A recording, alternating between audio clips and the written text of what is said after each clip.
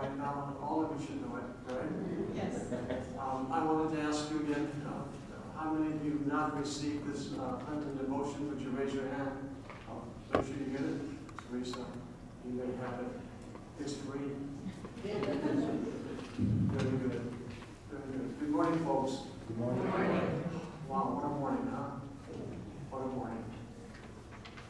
Among the many beautiful gifts that God has given us, our bodies, our minds, our ability, our senses to smell, to see, to hear, is the gift of creativity. Every single one of you sitting here this morning has been given the gift of creativity. Every single one of you. The Bible begins with an act of creation, and God, in giving humankind this gift as well, has provided us with a profound way to influence others and the course of our own lives through the creativity that God has given us. What happened Friday night was mere creativity. I mean, a lot of things happened. A lot of dynamics took place. Some things got dropped, some things got picked up. And I said to the people who organized it, let it be. We learn from this time, we'll do it better next time. Because we are creative and open people, right? Yes. Yet we often do not explore this gift. Especially in the life of the church. People say, I can't do that. Oh, I don't want to do that. Oh, I don't want to do that. But why is that? I hope you will discover what an amazing gift you have been given in your life. Each of you here has specific God-given gifts. Julia Cameron writes, I have come to the place where I believe that creativity is our true nature. I agree with her. I think that most people, even though they believe this is true, do not trust it. There are so many who have never understood what it would be like to develop their creativity and how much happiness and fulfillment it would bring to their lives. I'm my best when I'm creative. I really am. And you probably know me now. You know me by now in terms of wanting to do creative things and not be locked into the past or locked into a particular mode of doing something. For God has given us what we need to do all that we need to do, to be creative and to be open and to be likable and to be lovable. When you came into the world, you were full of energy and determined that your basic needs would be met. And as you grew bigger, that energy began to express itself through curiosity. Am I right? Am I correct? Yes. Okay.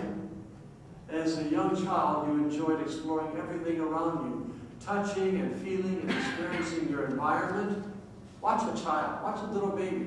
Look what they do. There are no limitations to what they want to do, what they want to touch, what they want to see, what they want to smell. But you were not afraid to fall or to fail. You did not give up quickly. If your attempts to build your project did not work the first time, you would what? You'd try it again. And you'll keep trying until you what? Succeed. You may go to something else, but sooner or later you would return to the original project and you would get it done. When you started to walk, you took one step at a time. Am I correct? Yes. I don't know of any baby who started to walk runs for the first time. Oh, you do. All right, Ernie. Sometimes falling down. But you got back up. You took a couple of more steps. You fell down, you got up, and you kept moving. You had enormous energy and determination and excitement. You were really happy with your achievement and your imagination. It was wonderful, just wonderful. It could take you places that you dreamed that you would never go. Then something happened. Perhaps it was your parents. Even the best parents can be unreasonable, can set unreasonable limits on their children. Each of us has something special that expresses why we were born. You are here for a particular reason. Then we go out into the world and discover what our culture values. And so often it is not creativity, but money, status, prestige, the latest fashion. We try to achieve our culture's goals in order to be a success, and we forget that creative side of us. Where are you on this journey, given where you are in your life? Are you living the life you were meant to be living? Are you happy with yourself? Are you content? Scripture has something to say to us, for there's an amazing lesson in Paul's second letter that Bernie read to us this morning. It's about Timothy, Paul's young protege. Paul loved him. Paul respected him and was his mentor. In the second letter, he refers to Timothy's grandmother and mother, women of strong faith, by the way, and how that faith had been passed along to Timothy. Our task, our responsibility, our joy should be to pass on our faith to our children and grandchildren and to anyone that we know that we're close to. That's our task. To set an example of what it means to be lovable and acceptable and beautiful in God's sight. But I believe that Paul sensed some holding back in Timothy because he used these words, which apply to all of us, every single one of us, including Julius Del Pino. Stir up, rekindle the gift that is inside of you. Stir up, rekindle the gift that's inside of each of you. Let no one tell you you can't do it. Let no one tell I'm breaking away from the script. I remember when I was in high school, I was a senior in high school, and I wanted to attend Hamline University or Gustavus Adolphus College in St. Peter, Minnesota. And my counselors told me at St. Paul Central, don't even dare apply because you won't make it. There's no hope for you to even apply because they won't even accept you. Well, I applied to 4 different schools, and to my amazement, to my surprise, I was accepted. Just think if I had listened to my counselors who told me you couldn't do it, you can't do it. There's no possibility, Julius Del Pino, that you can do it. And so Paul says to Timothy, stir up, rekindle the gift that is in you. For God did not give us a spirit of cowardice or timidity, but God gave us a spirit of power, love, and self-discipline. He gave us the spirit of power, say it with me, power, love, and self-discipline. Cowardice and timidity comes from fear. It comes out of fear. And the Lord does not want you to live in fear. When we live in fear, we hold back our deepest desires, the awareness to be led by compassion, and our creative energies to revive, to rekindle, and to stir up the good in each of us. And that, by the way, is the task of the church. That's the purpose of the church. To teach people to be led by compassion and to use our creative energies to revive, say the word to revive, rekindle, and stir up the good in each of us. That's the task. That's your task. That's what you're called to do. These are 2 words that are packed with power. Those 2 words are do it. Do it. Say it again. Do it. Do it despite all the excuses that come to mind. Like, I can't. But it's too late. Oh, I don't have enough money. Oh, I don't have enough time. Oh, he or she keeps getting in my way. The conditions are not what I need to meet them. And so, Timothy, in this lesson says to you, just do it. Just get started. And that's what happened Friday night. Certain things got started in a different way because the people who organized and led that were instilled by the Spirit of a loving God transforming other people's lives. Do you get it? Yes. The same thing happens on Saturday morning. People feeding people. I see people buzzing around here. My God, oh my God. I mean, they're beautiful. I can't keep up with them anymore. I walked in this morning. We go to service. Actually, I don't go right to service, but I walked in this morning and went into the fellowship hall, and I immediately said, I'm hungry. And guess who fed me? Tony fed me. Bill fed me. John fed me. So every third Sunday I can count on being fed. Julia Cameron, whom some of you may have known through her writing, talks about, if only referring to the reasons that are used for holding back. And I want to give them to you. You might want to take notes, or you might want to ask Becky to send the sermon to you. The first one she says is, stop telling yourself it's too late. Say the word too late. Number two, stop waiting until you have made enough money to do something you would really love. Number three, stop telling yourself it's just my ego whenever you yearn for more creative life. Number four, stop telling yourself that dreams don't matter, that they are only dreams, and that you should be more sensible. Sometimes dreams are not sensible. They're not meant to be sensible. They're dreams. Some dreams they can turn into reality. Say the word reality. Reality. That's what you're going through now in this church.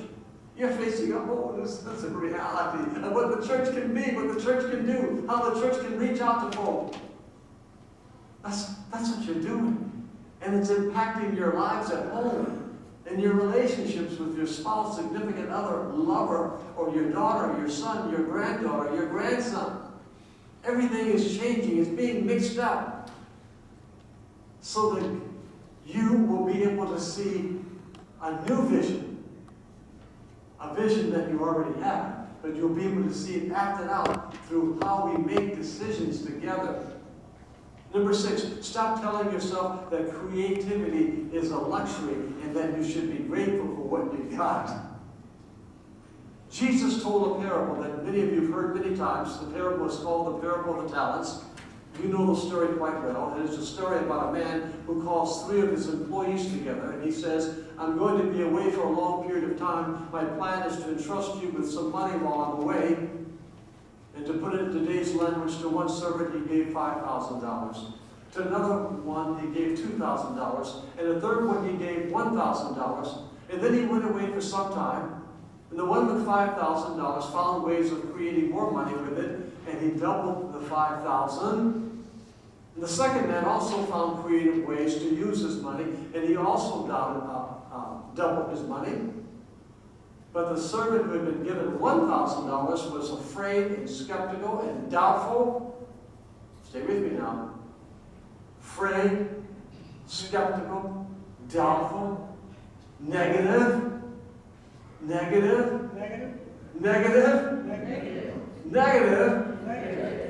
takes you nowhere.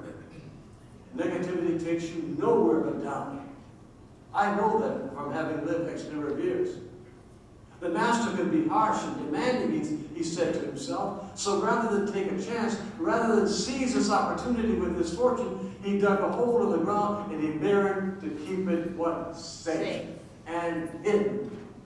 Don't you know people do that? Don't you know churches do that? Don't you know professionals do that? Don't you know all kinds of people do that? After a time, the master returned home from his journey. What did you do with what I gave you? And the one who had been given 5,000 said, I did very well. I was able to double what you gave me. And the master said, great, I'm proud, I'm thankful. This is a wonderful news and congratulations. I have given you responsibility over little, and now I'm giving to you your responsibility over much. Join in the joy of the master. The scene was repeated with the second servant, and he too was given responsibility over much because he has shown he could do well with responsibility over little. And then the master turned his attention to the third servant. I know you to be a mean and harsh man. I know you to be a man of judgment. I know you to be a tough character. The servant said to the master, you know I'm paraphrasing this, right? You were hard and demanding. I was afraid I would lose everything, so I had the money put away, and I'm now going to give it to you since you have returned. The master became very upset, bewildered, discouraged, and disappointed. He accused the servant of being wicked and what? And lazy.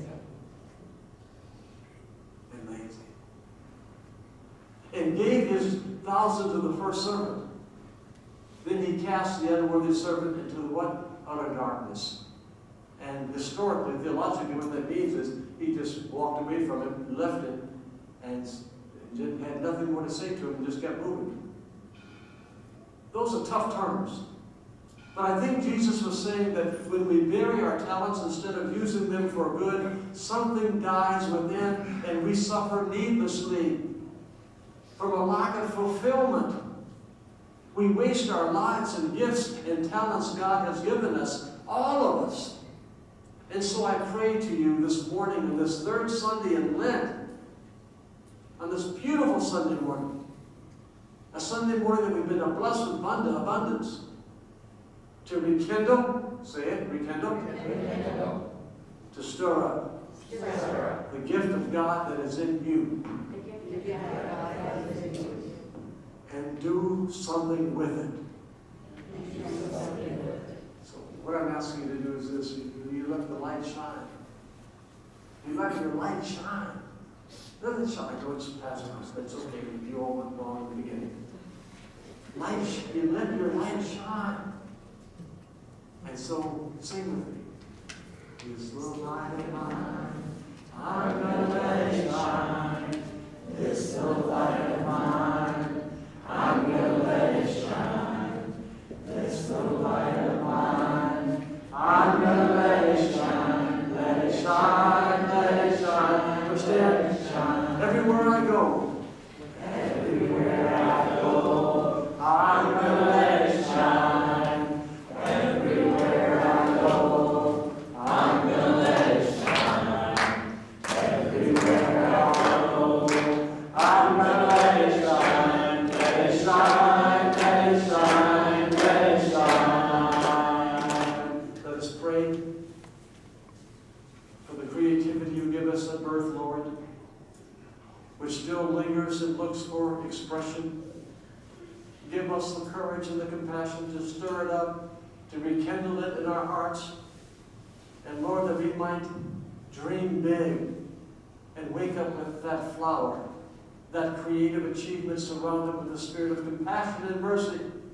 Yes, compassion, Lord, which literally means to suffer with, is the way to the truth that we are most often ourselves.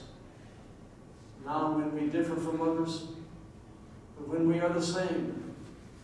For Jesus reminds us to be compassionate, and our Heavenly Father is compassionate. And all of God's people